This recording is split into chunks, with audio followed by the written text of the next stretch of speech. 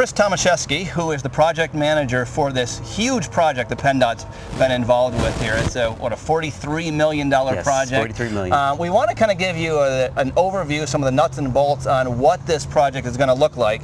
We have an overview map here. Chris, maybe if you can kind of walk us through, just to let folks know what this looks like. This is 81 North. Correct. Right here, and the airport is down in here. So when you're heading on 81 North, maybe describe for us what's going to take place, what will be the impact once this whole project is done. Okay, probably the greatest impact people see first is the new interchange. We're going to improve the exit 178 interchange with the airport and with 315. First there'll be some, you'll see the big notice will be, right now there's ramp A and B. Well, that will be changed to only be one ramp. So it'll just be one exit? Correct. Okay, that'll be nice. Be one exit. People also notice that the ramps, when they're getting on and off the interstate, they'll be longer. Now, when you're talking about the ramp, sometimes we, those who are not with PennDOT, think simply when you're making that little roundabout. The ramps, describe what you mean by the on and off ramps. Basically, when you're on 81 northbound and you want to get off to go to the airport, there'll be a longer ramp in this area here. So it'll give you a little bit more time to make your decision to get into the ramp.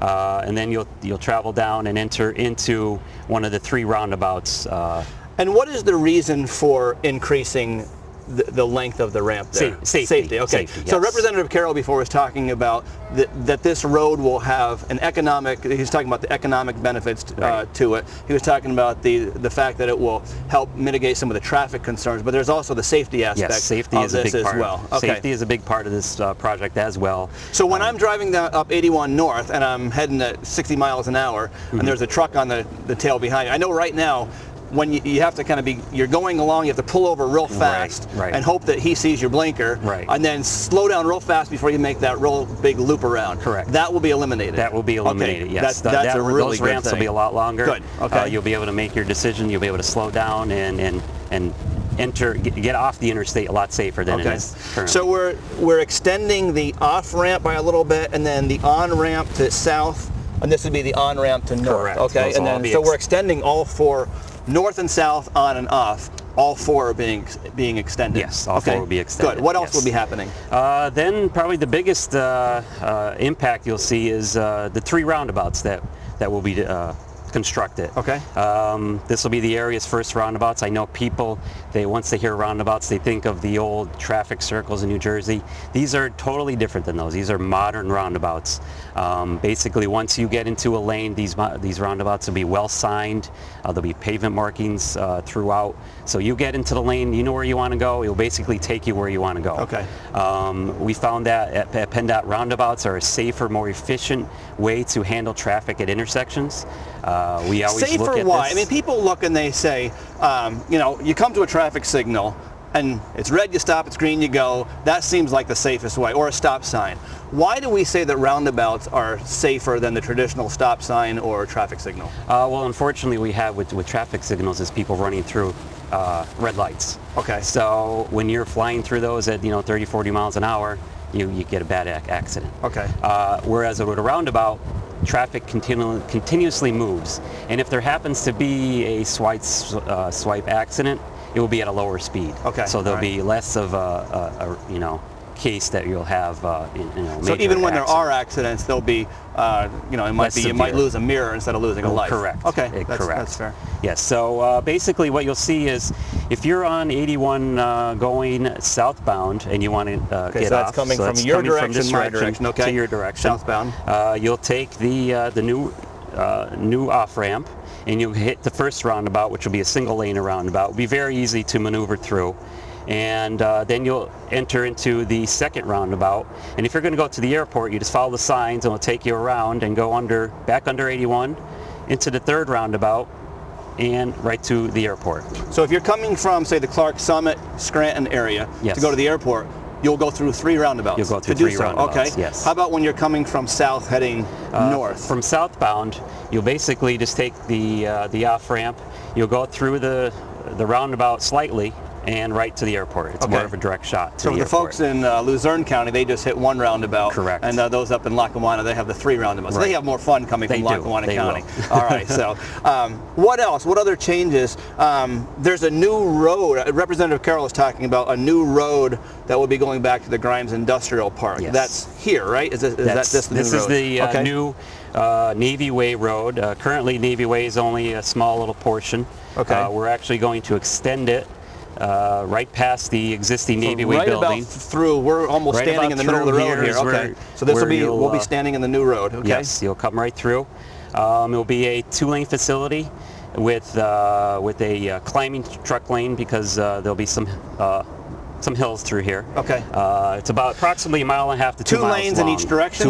No, 2-lane roadway. 2 lanes, okay. Yes, 1 lane in each direction. 2 lanes plus a truck. A truck lane. Climbing. Yes. Okay, all right, so, okay. And basically you'll pass off the Holiday Inn is through here and go right past the Lighty Road. Okay. And then currently Lighty Creek goes under what's called the Malzer light tower. It's the light system that directs the planes as they land. That's the huge, people sometimes refer to it as the erector set that comes out from the airport. Yes. You'll see this when you're driving down 81 on your left if you're going down south, if you're heading south. The big sort of erector set that goes out there. The road goes underneath, which I think is very interesting. You'll actually go underneath that big Malzer. Malzer stands for the multi-light system. I'm not positive. Okay, the multi-light system of, and you can Google it if you want the whole. All right. So we're going to go underneath we're going to go underneath that erector set, the Malzer, and then out to. And then over the turnpike with the new bridge. Okay, so over top of the turnpike. Yes. All right. And connect to Commerce Road, and there'll just be a stop sign at Commerce Road. Okay. And and a big part of this, which will help the airport, is that this land in this area here, the airport wants to develop in the future. So they'll actually have an access point right here to get onto the new roadway. Okay. Anything else that's happening? I think we covered pretty much everything. Also, another key feature is a new pedestrian bridge. We found that there's an existing pedestrian bridge now which will be impacted because we're extending both on and off ramps. So we have to remove that bridge, and we found that people still use the pedestrian bridge. So we're going to install a new pedestrian bridge virtually in the same location to take people from DuPont Avoca if they want to walk over to there's a neighborhood along Spruce Street there and to the airport. Okay. The questions I always get asked in my office is how much is it going to cost, and we've already covered that, about $43 million, and what is going to be the impact on traffic as this construction project is underway. How much is it going to be a nightmare through here, or what are we going to see as far as the impact on traffic for the public? Well, we're hoping that it's not going to be a nightmare. Okay. Basically, we're going to maintain along the interstate 2 lanes of traffic during the daylight hours at all times. All the construction work, which is a nice part about these roundabouts, everything will be constructed offline. As you can see out there now that they're actually started to clearing and grubbing, and it has very little impact on traffic. Once they get into the heavy construction, there'll be some nighttime restrictions, most likely, down to single lane.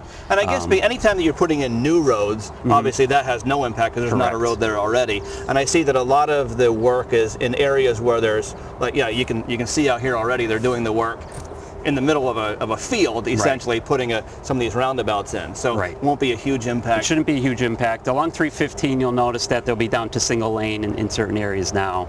And there'll be some redirecting of ramp traffic as they're constructing these new ramps, but we don't anticipate a major gridlock on 81 at this time. So the other question we get asked is timeline. What are we looking? We did the groundbreaking here recently, and even when we pulled up, we saw some equipment taking place. So work is. It sounds like you can hear it taking place behind me here now. I think so. Work is already taking place. What does it look like as far as the timeline for the future? Work, like you said, is taking place now, and it will be constructed over the next about 2 years, 2.5 years. By the end of 2015, the construction will be completed. Okay. So a 2-year project, $43 million, and we hope that it will have a positive economic impact on the community. It'll increase safety. That will alleviate some of the truck traffic driving through DuPont and some of these side roads. And so a project that we're very, very excited about here at PennDot. Let me say you make a very fine Vanna White here holding this and pointing to everything. That. So maybe you can get a job on Wheel of Fortune if things don't work out at PennDot. Sounds good. Let me just say on behalf of Representative Mike Carroll, Chris Tomaszewski, Mike Toludo, everybody at PennDot, and the probably dozens and dozens of people who have been involved in this project. I know you've been the FAA. Yes.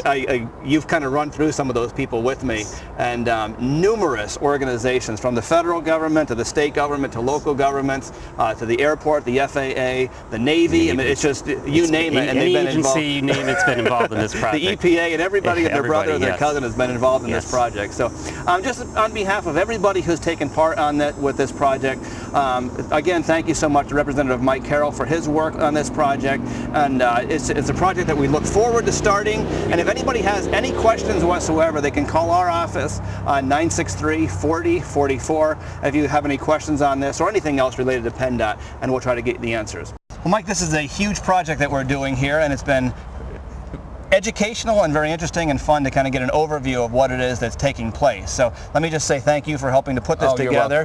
And on behalf of the Department of Transportation and everybody who is involved in this project, if you have any questions, you can give us a call. But that concludes this segment of Northeast Current. Mike, anything else you want to add? I know there's a lot of safety programs that we have taking place. Just because it's a summertime out and it's beautiful out, that we be safe out there driving, wear your seatbelt, do not text and drive, and also to share the road with other vehicles such as motorcycles and bicycles and pedestrians. So that's what the safety issue is very important. Just take your time. Again, wear your seatbelt and do not text and drive. On behalf of the Department of Transportation, thank you so much for joining us, and thank you to Northeast Current for allowing us to be here with you today. And make sure you buckle up and be safe.